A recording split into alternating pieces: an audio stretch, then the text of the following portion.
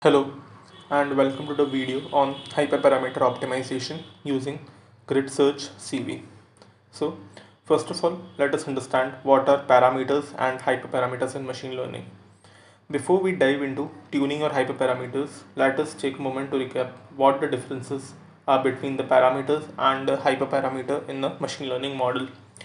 So, parameters in a machine learning model refer to the variables that an algorithm itself produces, such as coefficient, let's say, to produce a prediction. Now, these parameters are not set or hard coded and depend on the training data that is passed into your model. Because of this, they are likely to change as the data changes. On the other hand, hyperparameters are variables that you specify while building a model. This means that it's a user that defines the hyperparameter while building the model. For example, in KNN algorithm, the hyperparameter can be as the value of k, that is the nearest neighbors. Such as in algorithms like in decision tree or random forest, you can the hyperparameter can be the depth of the tree or the number of trees, like that. Now, in short, hyperparameters control the learning process while parameters are learned. This is the key statement. Hyperparameters control the learning process and parameters are learned. So this is where the art of machine learning comes into play. The choice of your hyperparameters will have a significant impact on the success of your model. So being able to tune your model is and finding the best hyperparameter is very important. So hyperparameter tuning in machine learning. Hyperparameter tuning refers to the process of finding the hyperparameters that yield the best result. This of course sounds a lot easier than it actually is. Finding the best hyperparameter can be an elusive art, especially given that it depends on largely the training and the testing data that you are using. So as your data evolves, the hyperparameters that were once high performing may not perform well. Keeping the track of the success of your model is critical to ensure that it grows with the data. So one way to tune your hyperparameters is to use a grid search. This is probably the simplest method as well as the most crude. In a grid search, you try a grid of hyperparameters and evaluate the performance of your model on each combination of the hyperparameters. So we'll try each combination that we give in the grid. So this is about GridSearchCV. Now let's explore the GridSearchCV class. So in the GridSearchCV, the first argument that we can give is the estimator or the scikit-learn model that we are using. It can be any model, random forest, decision tree, KNN, logistic regression, any model that you want to use. Paramgrid, this will be a dictionary of parameters with names and values. So a parameter for KNN model can be the number of nearest neighbors, but a parameter for a random forest may be the number of decision trees or the length of the decision tree. CV, an integer that represents the number of k-folds. Scoring, the performance measure such as R2 or precision. So let's say you are working with a random forest regressor, then the performance metric can be the R2 score as it's a regression problem. But if you're working with a classification problem with the same random forest algorithm, then the performance metric can be the precision, accuracy, or recall, anything that you want. N jobs, the number of jobs to run in parallel. Verbosity 0 to 3, the higher being more. This basically gives you the information about the steps of the running. Now, again, estimator takes an estimator object such as classifier or a regression model. Param grid, it takes a dictionary or a list of dictionaries. The dictionary should be in key value pairs where the key is the hyperparameter and value are the cases of the hyperparameters that the values that we want to test. CV takes an integer that determines the cross validation strategy to apply. If none is passed, then automatically 5 will be used. Scoring, this is a string or a callable. This represents the strategy to evaluate the performance of the test set.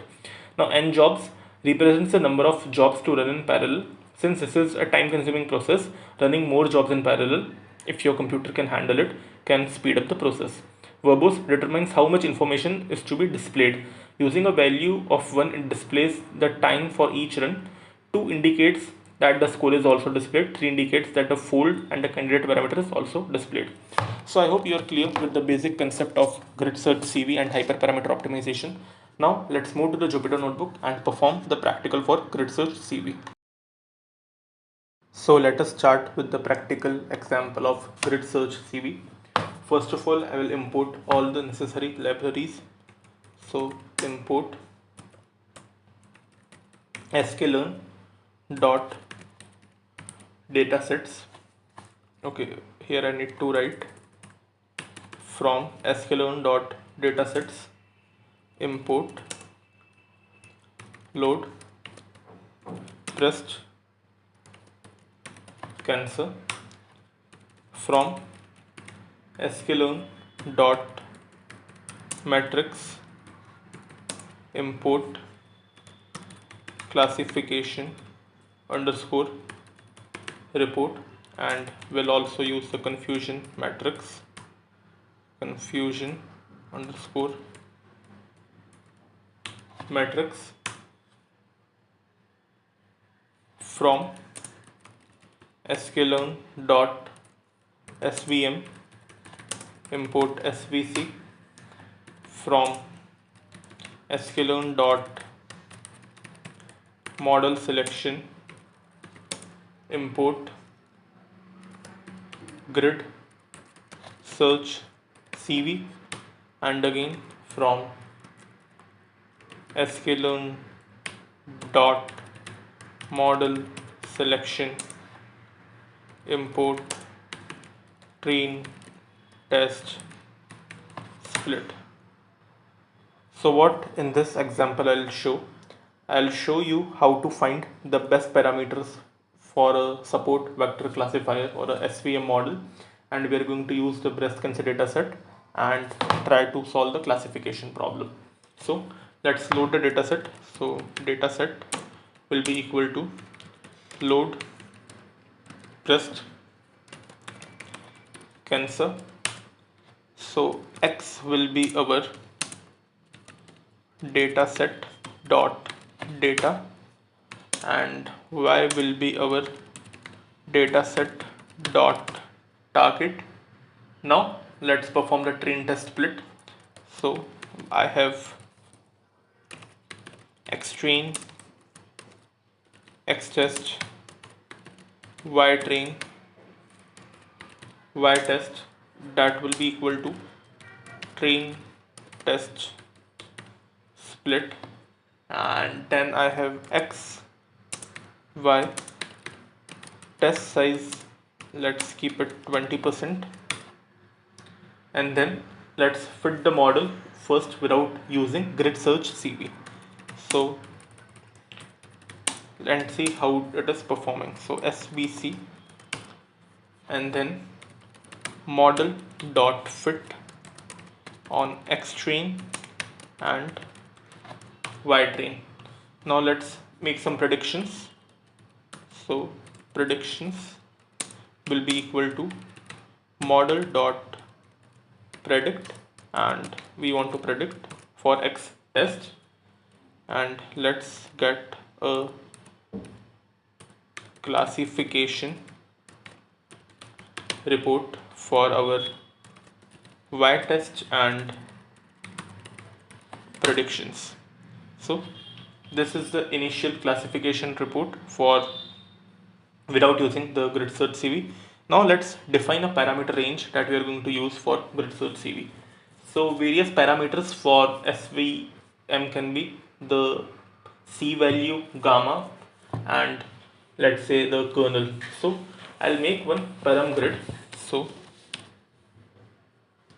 let's write param grid and a dictionary.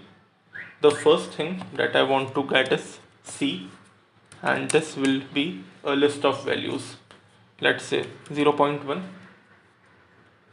and then I have 1, then 10, and then 100. Then I want to get the optimum gamma value. So again a dictionary 1, 0.1, then 0.01, then 0.001, and then 0.0001. Again gamma. So the scale or auto. And the last thing is the kernel. So as of now, let's go with the linear kernel, otherwise it will take a lot of time to run. And then now let's make this grid. So grid search CV, the model that we are using is SVC. Then we have our param grid, and then refit will be equal to true, verbose will be equal to 3, and an underscore jobs will be equal to -1. Now let's fit this grid. So grid dot fit xtrain ytrain.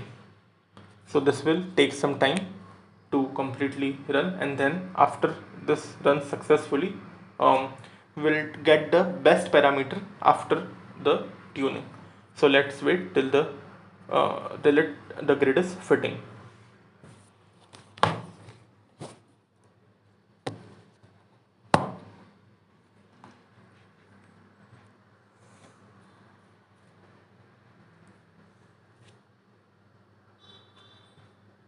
As I told you that if we don't specify the number of CVs, then it will automatically go with the 5 folds.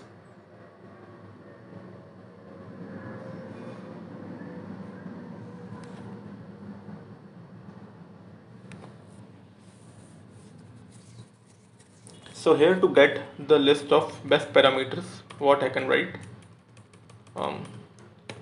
grid dot best underscore params underscore. This will give me the list of best parameters once the grid is done fitting. Then I can write grid underscore predictions, and will make predictions from this grid. So predict, again I have xtest, and finally I can get the classification report. So the best parameters that I'm getting is the value of C should be 10, gamma scale, and kernel is linear. So these are the best parameters, and based on this, if we run the model, then I'll get a better result. Now finally I can print the classification report. So classification report, and this will be again for y test, and here I'm going to use the grid predictions. First of all, I have to run this cell, and then I can run this. This time, by using the optimum parameters, this is the perfectly tuned model. So this was about the practical implementation of GridSearchCV. I hope you are clear with this concept. Now let's